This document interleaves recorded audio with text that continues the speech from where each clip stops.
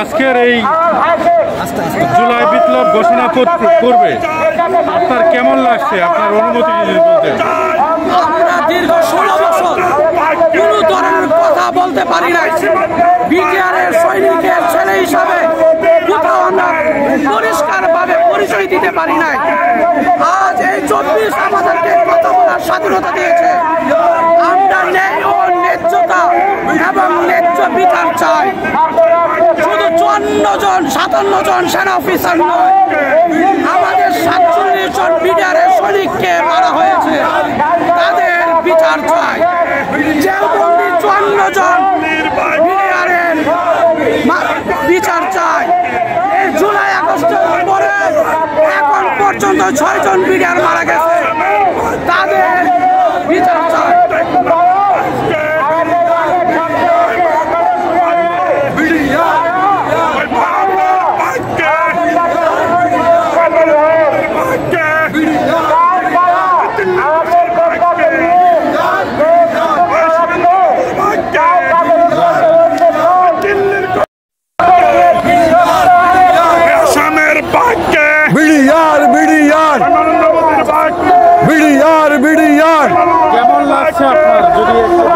আমার কাছে আজকে ছাত্র জনতার আন্দোলনে আমরা একত্রিত হতে পেরে আমরা গর্ববোধ করতেছি, কারণ আমরা 5 আগস্টের আগে কোনো ধরনের কথা আমরা বলতে পারি নাই। আমাদেরকে মুখ বন্ধ করে রেখেছিল। আমরা প্রত্যেক মাসে একবার করে সরকারের সেই ফেটুয়া বাহিনীকে আমাদের ভিতরে লাগিয়ে রেখেছিল এবং আমাদের সকল প্রকার কার্যক্রম বন্ধ করে রেখেছিল এবং আমাদেরকে তদন্ত করত। আজ আমরা মুখ খুলে কথা বলতে পারতেছি, তাই আমরা আন্দোলনে এসেছি।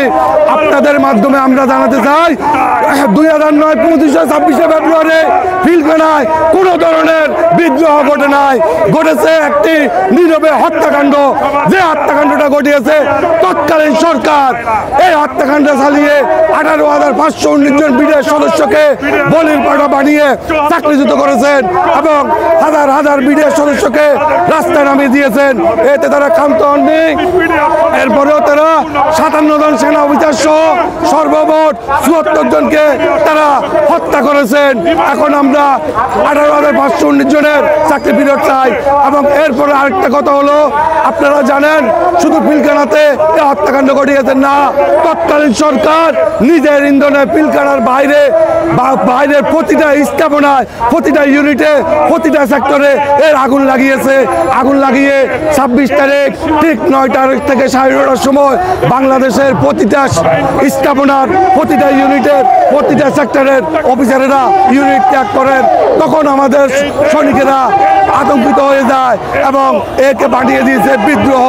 এই বিদ্রোহ দিয়ে এখন বর্তমানে আমাদেরকে 18,519 জনকে সাজা দিয়েছেন।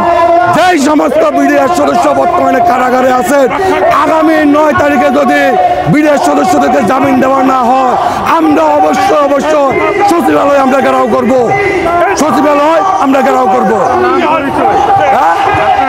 আমি মোহাম্মদ ফজলুল আলম, বিডিআর কল্যাণ।